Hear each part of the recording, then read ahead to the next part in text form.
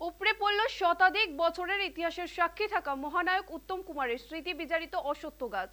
ভাঙল চট্টোপাধ্যায় পরিবারের পরিচালিত বারাসতের দক্ষিণ পাড়া শীতলাতলার মা শীতলা মন্দির। আর ওর জেরেই মন খারাপ এলাকাবাসীদের। বারাসাতের ঐতিহ্যবাহী শীতলা মন্দির দক্ষিণ পাড়ার শীতলা মন্দির গতকাল রাতে আচমকা কালবৈশাখীতে কিন্তু সেই মন্দিরের একেবারে ভগ্নপ্রায় অবস্থা এবং সেই মন্দিরের কিন্তু পুরোটাই ভেঙে পড়েছে। যে অশ্বত্থ গাছ, যে গাছকে এলাকার মানুষ পূজিত করত, সেই গাছই কিন্তু উবড়ে এই মন্দিরের ওপর পড়ে এবং গতকাল রাত থেকেই কিন্তু সেই মন্দিরের সেই গাছ কাটার কাজ চলছে একেবারে জোর কদমে।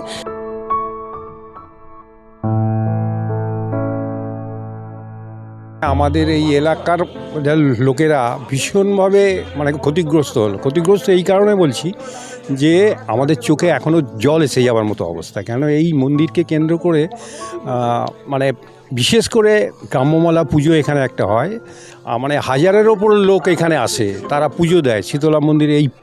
তারা এখানে পুজো দেবে, সারাদিন সেখানে থাকবে, সেই পুজোর প্রসাদ নিয়ে তারা বাড়ি যাবে। আগে পাঠাবলি হতো, তো তারপর থেকে এই এলাকার মানুষ এই মন্দির ছাড়া কিন্তু আর কোথাও যাবে না। কেউ যদি বিবাহ করে তারা যখন ফেরে, তারা কিন্তু এই মন্দির হয়ে তারা কিন্তু বাড়ি যাবে।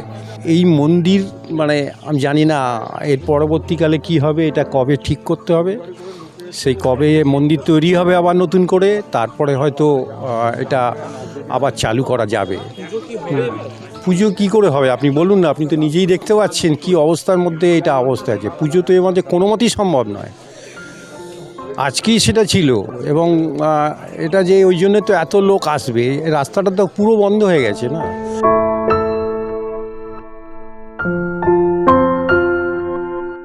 আজই ছিল সেই মন্দিরে শীতলা পুজো, কিন্তু এই গাছ ভেঙে পড়ায় এবং শীতলা পুজো মন্দির পুরোপুরি একেবারে মাটিতে মিশে যাওয়ার কারণে কিন্তু এই পুজো এবছর হচ্ছে না, এমনটাই কিন্তু জানাচ্ছে স্থানীয় মানুষেরা। প্রায় 400 থেকে 500 বছরের পুরনো এই শীতলা মন্দির। কেউ বলে 200 বছর, কেউ বলে 250 বছর। আমার ঠাকুরদা, তার ঠাকুরদা, তার ঠাকুরদার আমলের জায়গা, ঠিক আছে। এটা আমাদের পাড়ার গ্রাম্যমালা। এটা অ্যাকচুয়ালি দক্ষিণ পাড়া তো কোনো এক সময় তো গ্রাম ছিল, মাটির রাস্তা ছিল, সেই সময় থেকে এখানে পুজো হয়, সেই জন্যে এর নাম গ্রাম্যমালা। আজকেই তার পুজো ছিল, বাৎসরিক পুজো না। বাৎসরিক পুজোটা আজকে তো কোনো মতেই আর হবে না। তার কারণ হচ্ছে যেখানে মূর্তি ছিল, যেখানে পুজোটা হতো, সেটা সম্পূর্ণরূপে চাপা পড়ে গেছে।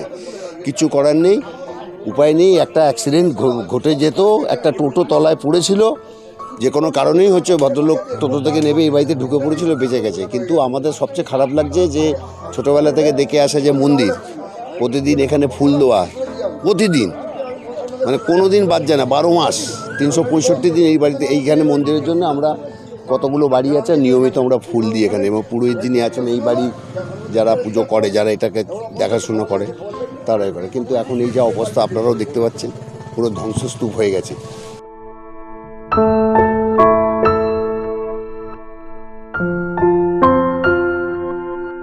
এবার এই শীতলা মন্দির কবে তৈরি হবে নতুনভাবে, সেটাই কিন্তু এখন গ্রামের এলাকার যে মানুষ রয়েছে তারা কিন্তু তাদের মধ্যে আলোচনা করছে। বারাসাত থেকে দীপ সেনের রিপোর্ট, সময় কলকাতা।